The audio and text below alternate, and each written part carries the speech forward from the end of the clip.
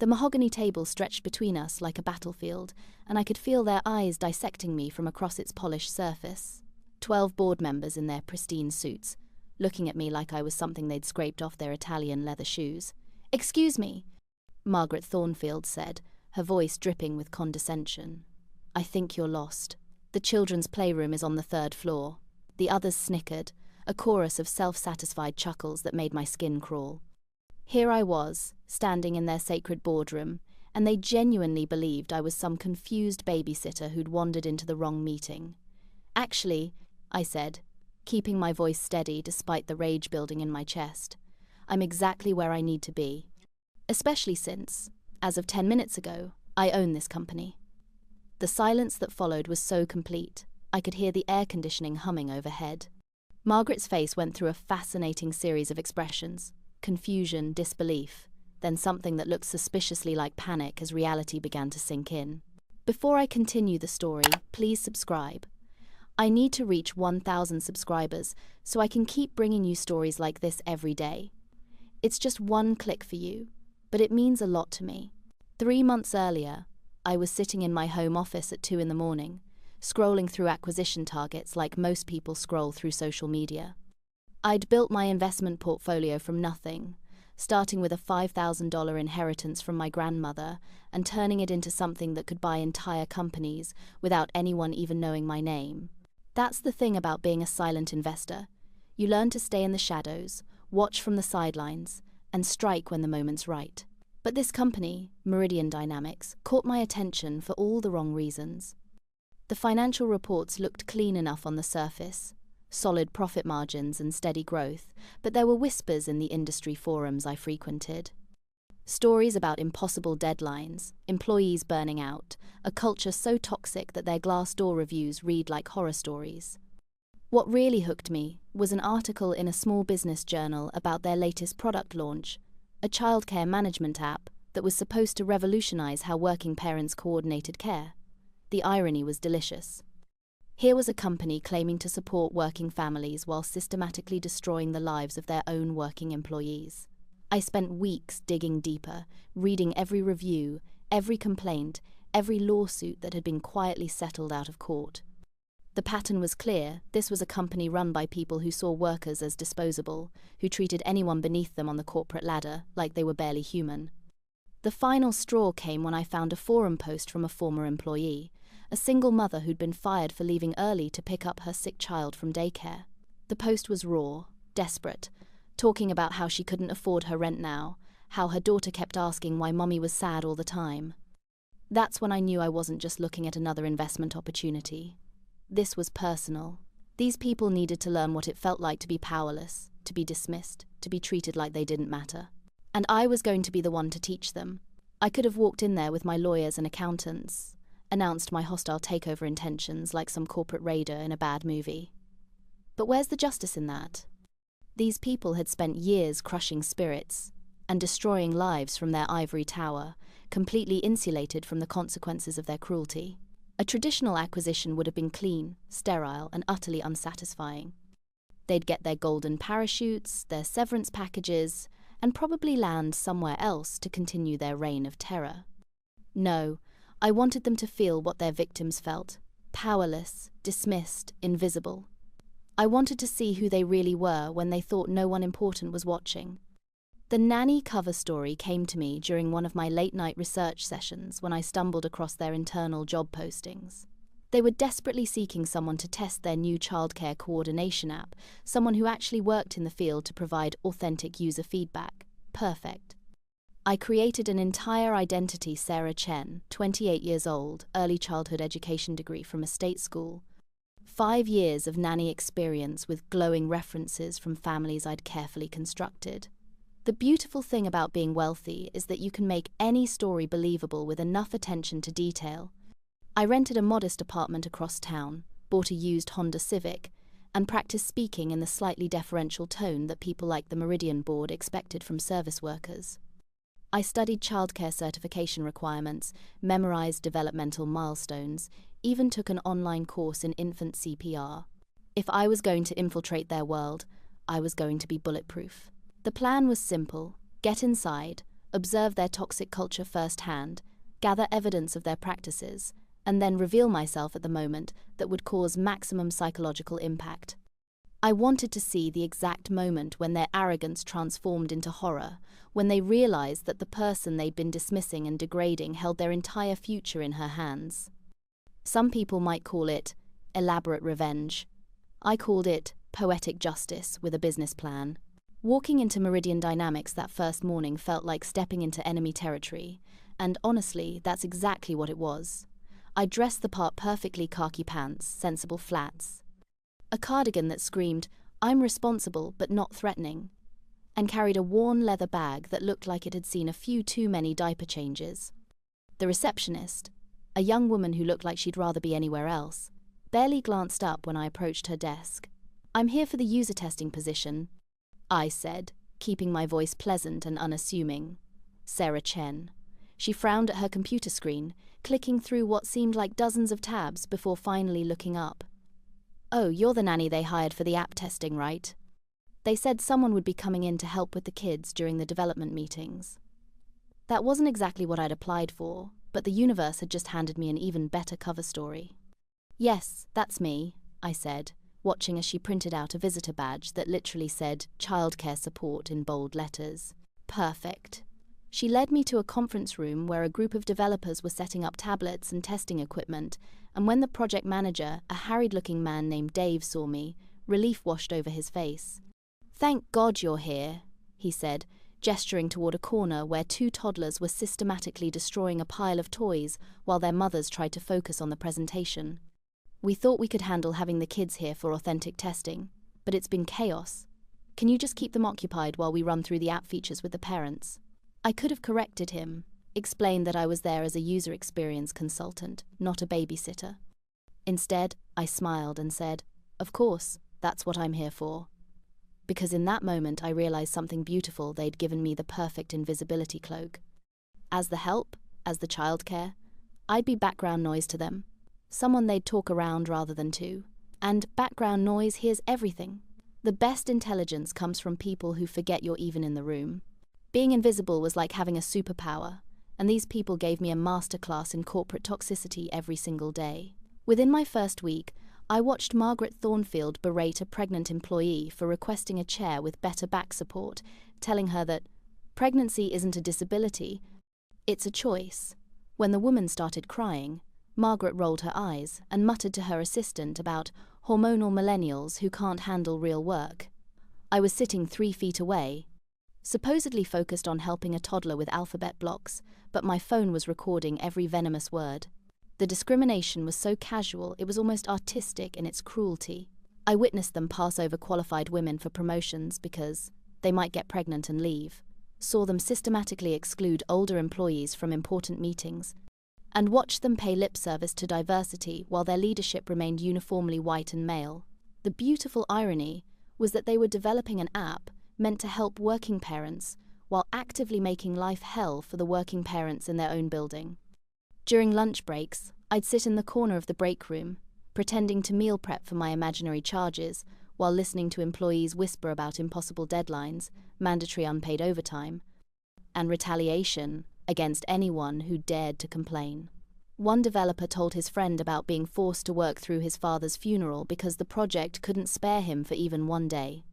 Another woman talked about hiding her anxiety medication because she'd seen colleagues fired for mental health issues that affect workplace performance. The evidence was everywhere: in the emails they carelessly discussed in front of me, in the phone calls they took while I was just the nanny organizing toy bins, in the casual conversations where they revealed their true opinions about the people whose lives they controlled. Every cruel comment, every discriminatory decision, every moment of callous indifference was being carefully documented on my phone. They thought I was invisible, irrelevant, beneath their notice. What they didn't realize was that invisible people see everything, and this invisible person was building a case that would destroy them all. Her name was Lisa Martinez, and she was the kind of person who still believed in doing the right thing even when the world kept punishing her for it. I first noticed her during my second week, when she was the only one who bothered to help me clean up after a particularly chaotic testing session where the kids had somehow managed to scatter goldfish crackers across an entire conference. room. While everyone else stepped over the mess like it was beneath them, Lisa quietly grabbed paper towels and got down on her hands and knees beside me. "Don't let them see you working this hard," she whispered with a tired smile. "They'll just expect more of it." That's when I knew she was different.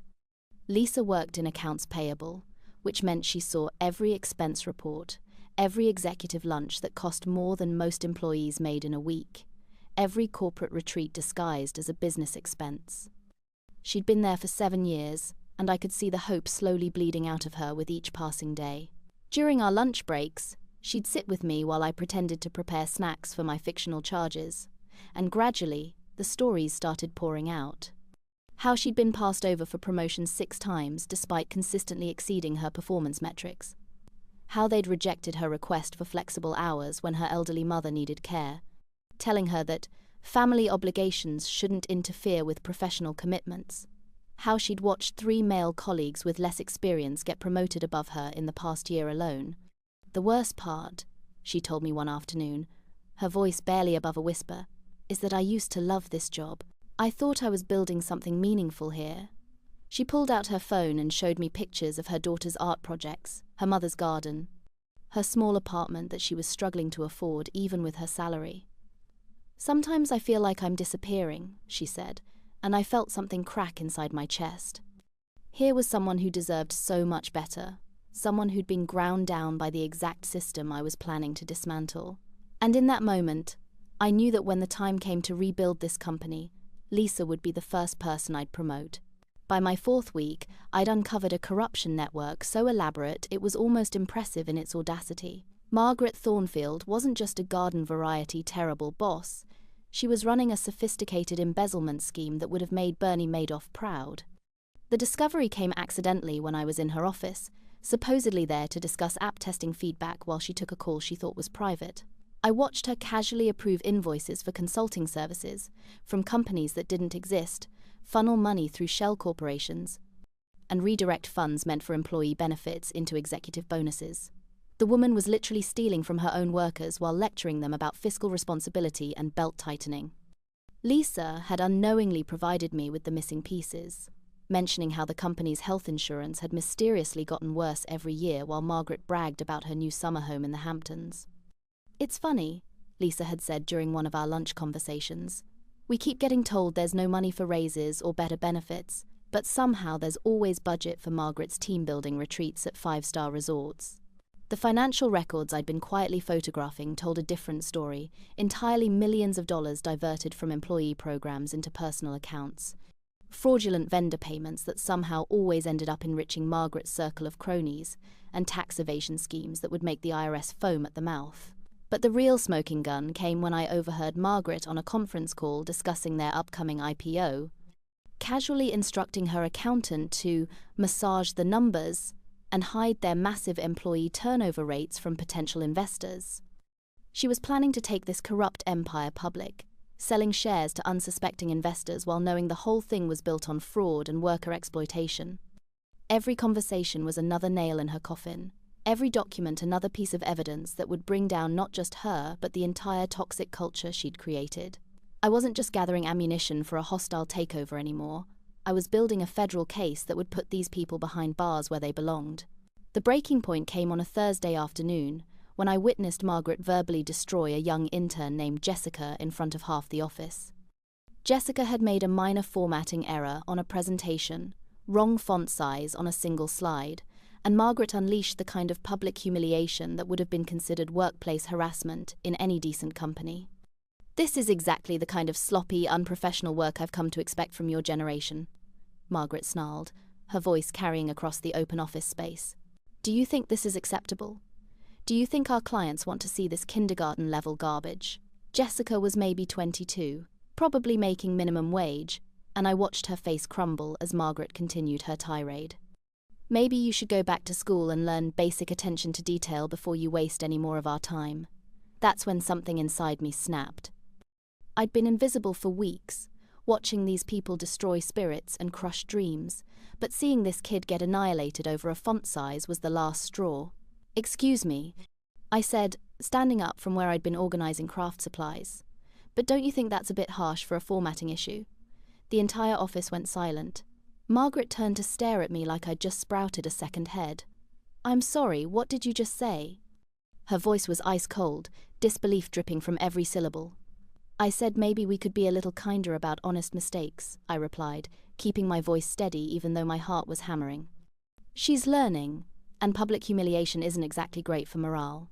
Margaret's face went through several shades of red before settling on a color that could best be described as volcanic. "I cannot believe what I'm hearing right now. You're the nanny. You're here to watch children and stay out of adult conversations. This is completely inappropriate." She turned to address the entire office like she was making a proclamation. "This is what happens when we let service staff forget their place. Completely inappropriate behavior from someone who clearly doesn't understand professional boundaries." The whispers started immediately. "Inappropriate nanny, doesn't know her place, completely out of line. Perfect. Let them underestimate me a little longer." After Margaret's public humiliation attempt, something beautiful happened. I became even more invisible than before. They'd labeled me as the inappropriate nanny who doesn't know her place, which meant they now actively avoided acknowledging my existence unless absolutely necessary. It was like being handed the ultimate surveillance tool wrapped in their own arrogance. I leaned into their dismissiveness with Oscar-worthy performance, apologizing profusely to Margaret the next day, playing the role of the chastened service worker who'd learned her lesson about speaking out of turn. "I'm so sorry about yesterday," I said, making my voice appropriately meek and deferential. "You were absolutely right. I was completely out of line. It won't happen again."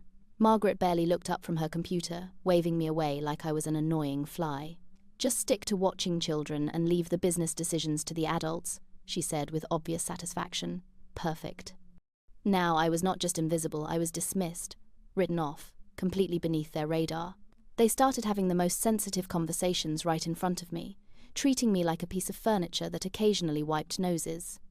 I heard Margaret instruct her assistant to shred documents before the quarterly audit, watched her coordinate with other executives to hide employee complaints from the legal department, and listened as they planned to blame their upcoming layoffs on market conditions while secretly using the savings to fund their bonus packages.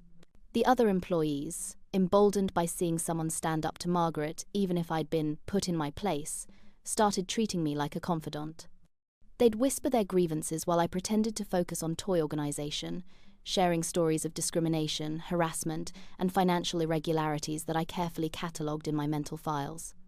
Lisa started bringing me copies of suspicious invoices and expense reports, thinking she was just venting to someone safe who couldn't possibly do anything about it. Every day brought new evidence, new ammunition, new reasons why these people deserved everything that was coming to them. Their arrogance had turned me into the perfect corporate spy, and they were too blinded by their own superiority to see the trap closing around them. The incident that sealed their fate happened on a rainy Tuesday morning when Lisa came to work with red-rimmed eyes and shaking hands. Her mother had been hospitalized the night before with a stroke, and Lisa was desperately trying to coordinate care while managing her responsibilities at work. I watched her take frantic phone calls during her lunch break, trying to arrange for someone to stay with her daughter after school since she'd need to be at the hospital. That's when Margaret decided to make an example of her. "Lisa," Margaret announced loudly enough for half the office to hear, "I see you've been taking personal calls during work hours again. We've discussed this before about keeping your family drama at home." Lisa's face went white. "I'm sorry, Margaret, but my mother had a stroke last night, and I'm trying to arrange care. And that's exactly the kind of personal problem that shouldn't be disrupting our workplace." Margaret cut her off with surgical precision. "This is a pattern with you, Lisa. First, it was time off for your daughter's school events, then flexible hours for your mother's doctor appointments, and now this. I'm beginning to think you're not committed to your career here." The cruelty was breathtaking in its calculated precision. Here was a woman whose mother was literally fighting for her life, and Margaret was using it as ammunition to destroy her professionally. "I need to know that my employees can handle their responsibilities without constant personal interruptions," Margaret continued, clearly enjoying the attention from the gathering crowd. "So I'm putting you on a performance improvement plan, effective immediately. Any further personal distractions will result in termination." Lisa started crying right there in the middle of the office. 20 years of dedicated service reduced to nothing because she dared to have a family emergency. That's when I knew that a simple acquisition wasn't enough. These people didn't just need to lose their jobs, they needed to lose everything, exactly the way they'd systematically destroyed everyone beneath them. Watching Lisa's shoulders shake as she tried to muffle her sobs, I made a mental note to fast-track the final paperwork. This company was about to get the reckoning it deserved. That night, while Margaret and her cronies were probably sleeping peacefully in their expensive beds, I was in my real office, a corner suite in downtown, that they'd never imagined someone like their inappropriate nanny could afford orchestrating their complete destruction. My acquisition team had been working around the clock for weeks, and every piece was finally falling into place like a chess game where only I could see the board. The legal documents were pristine, the financing was ironclad, and the shell company I'd created was so clean it could pass any scrutiny they might attempt. I'd structured the purchase through 3 different holding companies, each one more anonymous than the last, making it impossible for anyone to trace the acquisition back to Sarah Chen the nanny until it was far too late. My lawyers were salivating over the evidence I'd gathered: financial fraud, tax evasion, workplace harassment, discrimination cases that could keep prosecutors busy for years. But the acquisition had to come first, because once I owned the company, I'd have access to everything, every email, every document, every smoking gun they thought they'd hidden in their corporate vault. The irony was delicious. While Margaret spent her days treating me like I was barely human, I was spending my nights signing papers that would make me her boss, her judge, and her executioner all rolled into one. The wire transfers were scheduled for the next morning, and by lunchtime, I'd officially own every brick, every computer, every overpriced piece of furniture in their precious building. I thought about Lisa crying at her desk, about Jessica being humiliated over a font size, about all the employees who'd whispered their pain to me thinking I was just a sympathetic bystander who couldn't possibly help them. Tomorrow, I'd be able to help them in ways they couldn't even imagine. Tomorrow, the people who'd made their lives hell would discover what it felt like to be powerless, dismissed, and completely at someone else's mercy. I signed the final document at 3 in the morning, knowing that in just a few hours, I'd walk back into that building one last time as their harmless little nanny, and then the real show would begin. The final straw came the very next morning, when I walked into the office to find Lisa cleaning out her desk, tears streaming down her face as she packed 7 years of her life into a cardboard box. Margaret was standing over her like a vulture, clearly savouring every moment of Lisa's humiliation. Performance improvement plan, Margaret announced to anyone within earshot, turned out to be more improvement than she was capable of. Sometimes you have to cut dead weight to keep the ship running efficiently. That's when I snapped completely. The acquisition papers were signed, the money had been transferred, and I legally owned every square inch of this building, but these monsters had no idea their world had already ended. Watching Lisa's sweet, hard-working Lisa, who'd been nothing but kind to everyone, get destroyed while Margaret gloated, was the last cruelty I was going to witness as a bystander. "You fired her?" I said, my voice carrying across the office as I walked straight toward Margaret's throne of arrogance. "You fired a woman whose mother is in the hospital because she took phone calls about medical care." Margaret's eyes went cold and predatory. "Excuse me, but this is none of your business. You're here to watch children, not interfere with personnel decisions." "Actually," I said, feeling every eye in the office turn toward us, "I think firing someone for having a family emergency might be illegal, and definitely immoral." The silence was electric. Margaret's face went through that familiar progression of emotions: shock, fury, then something approaching pure hatred. "That's it," she hissed, her voice low and dangerous. "I've had enough of your inappropriate behavior. Security." She turned to address the growing crowd of onlookers. "This is what happens when you don't maintain proper boundaries with service staff. They forget their place and think they can run the company." 2 security guards appeared as if by magic, looking uncomfortable but ready to follow orders. "Escort this woman out of the building immediately," Margaret commanded with theatrical authority. "And make sure she understands that she's no longer welcome here." Perfect. Let them think they were throwing me out. In about 10 minutes, I'd be walking back through that door as their new boss. The security guards were professional about it, I'll give them that. They didn't rough me up or make a scene, just flanked me on either side as I gathered my worn leather bag and walked toward the exit with as much dignity as someone being forcibly removed from a building could muster. But the humiliation was the point, and Margaret was orchestrating it like a symphony conductor. "Make sure everyone sees this," she called out loudly enough for the entire office to hear. This is what happens when people forget where they belong. I could feel dozens of eyes on me as we made our slow procession through the office, past the cubicles where I'd spent weeks listening to whispered complaints, past the conference rooms where I'd documented their corruption, past Lisa's empty desk where she was still packing her belongings with shaking hands. The beautiful thing was that every step toward that exit was actually a step closer to my victory. In my bag was a phone with 3 months of recorded conversations, photographed documents, and enough evidence to destroy every person who was currently watching my supposed downfall with satisfaction. But the real irony was walking in my pocket the official ownership transfer documents that had been finalized less than an hour ago. "I trust you understand that you're no longer welcome on these premises," Margaret said as we reached the lobby, her voice dripping with satisfied cruelty. "And I'll be sure to let the temp agency know about your completely inappropriate behavior." I turned to look at her one last time, memorizing the smug expression on her face, because I knew it would be the last time I'd ever see her look that confident. "Oh, I understand perfectly," I said with a smile that made her frown slightly. "I'll see you very soon, Margaret." The security guards escorted me all the way to the sidewalk, and I stood there for a moment, looking up at the building that was now mine, watching Margaret through the glass doors as she basked in her moment of triumph. She had no idea that in exactly 30 minutes, I'd be walking back through those same doors as her boss, her judge, and her executioner. Standing on the sidewalk outside my own building, I pulled out my phone and called my attorney, watching through the glass doors as Margaret continued her victory lap around the office. "Is everything finalized?" I asked, though I already knew the answer.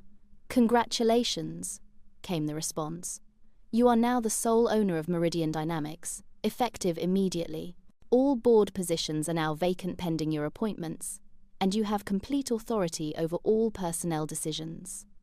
I hung up and took a deep breath, feeling the weight of absolute power settle over my shoulders like a perfectly tailored jacket. 3 months of playing the invisible nanny, 3 months of being dismissed and degraded and treated like I didn't matter, and now I owned every single thing these people thought made them important. My real assistant was already in the building's main conference room, having arrived 20 minutes ago with a briefing folder containing termination letters, criminal referrals, and a comprehensive restructuring plan that would transform this toxic wasteland into an actual workplace. Security had been quietly replaced with my own team. The IT department was standing by to lock down access for the executives I'd be firing, and HR was prepared to implement new policies that would protect workers instead of exploiting them. The beauty of it all was that Margaret and her cronies were completely oblivious, still celebrating their petty victory over the uppity nanny who dared to speak out of turn. They had no idea that their corporate credit cards had already been cancelled, that their severance packages had been voided due to the criminal activity I'd documented, and that their comfortable little kingdom of cruelty was about to crumble around their ears. I straightened my cardigan, shouldered my worn leather bag, and walked back toward the entrance with a smile that could have powered the entire building. It was time to show them what happened when you underestimated the wrong person. It was time to remind them that invisible people see everything, and sometimes, invisible people own everything too. The look on the security guard's face when I walked back through those glass doors was absolutely priceless. This was the same man who just escorted me out 15 minutes earlier, and now here I was, striding through the lobby like I owned the place, which of course I did. "Ma'am," he said, his voice uncertain and apologetic. "I'm sorry, but you were just asked to leave the premises. I'm going to have to ask you to exit the building again." I smiled at him, the kind of smile that probably made him wonder if he was dealing with someone who'd completely lost touch with reality. "Actually," I said, pulling out my phone to show him the email confirmation, "I think there's been a misunderstanding. I'm the new owner, and I have a board meeting to attend." He squinted at my screen, his confusion deepening as he tried to process what he was seeing. The poor man had probably never encountered a situation quite like this one in his security training. "I don't understand," he said, looking back and forth between me and the elevator like he was trying to solve a puzzle with missing pieces. "You're the nanny who was just removed for inappropriate behavior." "Well," I said, stepping past him toward the elevator, "I guess I'm about to be even more inappropriate." The elevator ride to the executive floor felt like the longest 30 seconds of my life, anticipation building in my chest like champagne bubbles. I could hear the voices from the boardroom before I even reached the door, Margaret's distinctive laugh echoing down the hallway as she probably regaled the other executives with the story of how she'd put the uppity nanny in her place. They had no idea that their little celebration was about to become a funeral. I paused outside the boardroom door, listening to their casual cruelty one last time, memorizing the sound of their confidence before I shattered it completely. Then I straightened my shoulders, turned the handle, and walked into the room that was about to become ground zero for the most satisfying corporate reckoning in business history. The boardroom was exactly as I'd left it. In my imagination, 12 people in expensive suits sitting around that mahogany table, discussing quarterly projections, like they weren't about to become unemployed in the next 5 minutes. Margaret was at the head of the table, naturally, gesturing dramatically as she explained some new cost-cutting measure that probably involved making life even more miserable for the remaining employees. The conversation stopped dead when I walked through the door, 12 heads turning in perfect synchronization like some corporate horror movie. Margaret's face went through a fascinating series of expressions: confusion, recognition, then pure outrage, as she realized the woman she'd just had thrown out was somehow back in her sacred boardroom. "What the hell is this?" she sputtered, half rising from her chair. "Security. How did she get back in here?" The other board members looked equally baffled, whispering among themselves as they tried to process the impossible sight of the inappropriate nanny standing in their executive sanctuary. "This is completely unacceptable," Margaret continued, her voice climbing toward hysteria. "I specifically had this woman removed from the building for insubordination and inappropriate behavior. Someone's head is going to roll for this security breach." I stood there calmly, letting them work themselves into a frenzy of indignation, watching their faces as they struggled to understand how someone they considered so far beneath them could possibly be standing in their presence again. "Call security immediately," one of the older board members demanded, pointing at me like I was some kind of contamination. "Get her out of here before she disrupts our quarterly planning session." Margaret pulled out her phone with shaking hands, probably planning to tear someone a new one for allowing me back into the building. "This is exactly the kind of entitled behavior we were discussing," she announced to the room. "Service workers who think they can just walk into executive meetings and demand attention. It's completely out of control." I smiled and pulled out my own phone, feeling the delicious weight of anticipation as I prepared to destroy their entire world with a single email notification. "Before you call security," I said, my voice cutting through their outrage like a knife through butter, "maybe you should look at this." I held up my phone, showing them the email notification that had arrived exactly 17 minutes ago. "Ownership transfer complete, effective immediately. Congratulations. You are now the sole proprietor of Meridian Dynamics." The silence that followed was so profound. I could hear the air conditioning humming overhead, could hear Margaret's sharp intake of breath, could practically hear their brains struggling to process information that couldn't possibly be true. "What is this?" Margaret whispered, her voice barely audible as she stared at my phone screen like it might suddenly reveal itself to be an elaborate joke. "This is me owning your company," I said, setting my phone on the mahogany table with deliberate precision. "Every brick, every window, every overpriced piece of furniture in this room, including the chairs you're sitting in." The explosion of voices was immediate and chaotic, 12 people all talking at once, demanding explanations, denying reality, scrambling for their own phones to verify what couldn't possibly be happening. "This is impossible," one of them sputtered. "There was no buyout announcement, no board approval, no warning," I finished for him.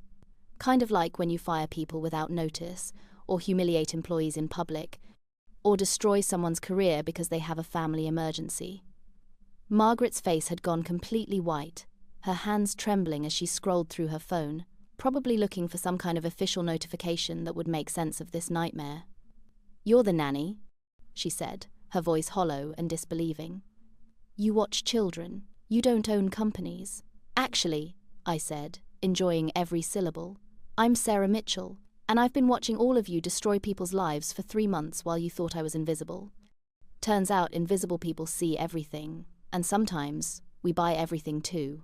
The panic was setting in now, the reality finally penetrating their arrogance, addled brains. Their comfortable little kingdom of cruelty had just become my courtroom, and I was about to be judge, jury, and executioner all at once.